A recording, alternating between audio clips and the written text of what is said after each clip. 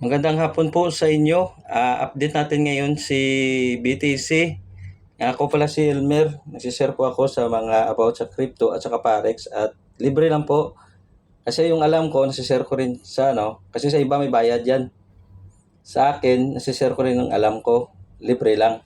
Ito po sa mga baguhan, congrats pala sa nagsabay sa akin na tamaan na po yung atin yung 68529 na profit ng kahapon 273 6852973. Congrats po sa inyo. Okay po, ito po sa mga baguhan nag-aaral pa, bawat po kandol ito ay nagko-close ay 4 hours po yan. Okay, sa ngayon natamaan na po yung ating tawag dito na resistance dito banda sa pinakamataas niya sa 68529. Ngayon may doji siya nakasign. Yun ba ang sabi ko, anong doji? Indecisive, di ba? Yan po, wag muna tayo agad-agad mag-entry dito. Hintay po tayo ng confirmation. Wag po muna mag-greedy. Yan po yung sa pagtitrade, wag yung greedy. Tamang timing po yung ating pagtitrade. Yung parang baril, sniper muna bago mag-entry. Sniper yung gagawin natin. Yan po. Pasensya na po kay mahina yung signal ko. Yan po. Okay po. Sa ulit, yung bawat candle po ito sa 4 hours ay magko-close ay 4 hours. Ito 4 hours. Itong kulay pula ay 4 hours. Okay? Ito nakasign po siya ng evening star. Ngayon, huwag muna agad-agad mag-sell dito. Hintay po tayo ng formation. Tingnan natin po sa 1 hour. Okay? Sinsya na po, yung aking signal ay mahina. Ito po. Si-share ko sa inyo yung mga strategy ko na natutunan rin about sa pag-analyze. Okay? Ito po, ito na naman po yung tawag na yung pagko-close ng candle ay 1 oras. Ito close ng candle 1 oras. Ito po ay ang tinatawag naman dito na nila na ito po, lagyan natin po ito ng yung sa 1 hour ay support. Dito naman po, yan po, dito naman tayo maglagay ng support. Pag ang support mag-break dito, doon tayo magsisell. Dito, yan, doon tayo magsisell. Pag break dito, huwag mo agad-agad mag-sell. Kunting pullback, tapos may sign siya na bearish engulfing. Ibig sabihin, magsisell na tayo. Yan, yan, ganyan. Pupunta sa dyan. Kasi dito, babalikan niya to ang dito banda na sa 6344.91. Yan ang tinatawag naman dito ang babalikan niya na yung support. Okay? Hintayin po tayo ng pag-break ya dito bago tayo mag-sell. Pero pag hindi dito mag-break, okay? Pag hindi dito mag-break, dito na naman, yan. Pag bumulwak, pag may sign ng mga bullish, engulfing, dito, diyan naman tayo mag-buy.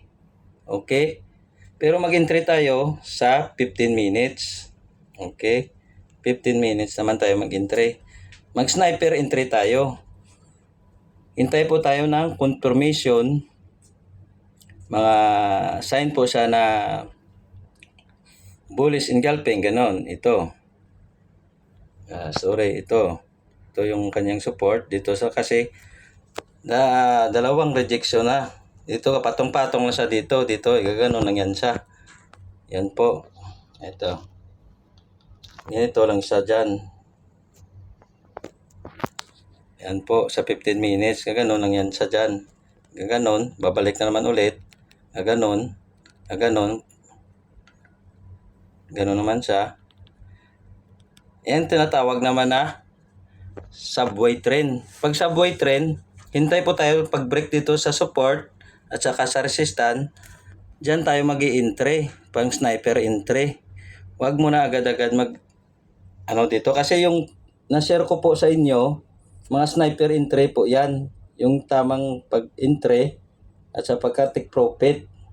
Andito agad, pag sabi nila dito, mag-break dito, tapos magko-close, agad-agad sila si-sell. Huwag muna. Hintay po tayo ng kanyang pullback dito, kunti. Saka mag-sign siya po ng bearish engulfing sa 15 minutes na pinakalaki na bearish, saka tayo mag-sell. Okay? Yan na po yung aking share sa inyo.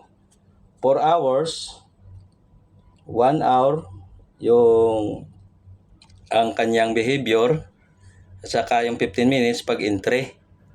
Okay? Dito ngayon, wag muna tayo mag-entry.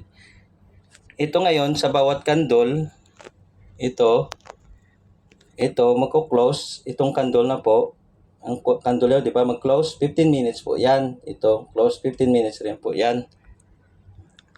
Yan. Dito, maglagay rin tayo ng kanyang tinatawag na resistance, ganyan. Yan talaga. Yan. Diyan po siya magbabalik-balik. Ang tawag dito, kung magbalik-balik sa dito, ay subway trend. Huwag muna tayo mag-trade dito kasi hindi natin alam yung market na magbabay ba o magsisell siya ba.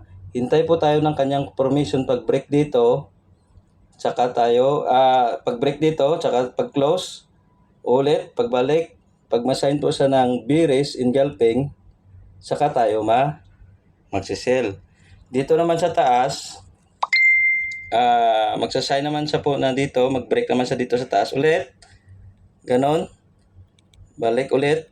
Tapos kunting pullback. Tapos mag-sign naman po siya ng bullish engulfing, 15 minutes. Diyan naman tayo magbabay. Okay po? Salamat po sa inyo sa panood. Follow pa kayo para updated kayo sa aking na-share na sniper entry sa Parex o sa crypto rin. Sa crypto po. Hindi po ako nag-share na hindi na analyze ko muna bago i-share sa inyo. Thanks po and God bless you sa inyong lahat.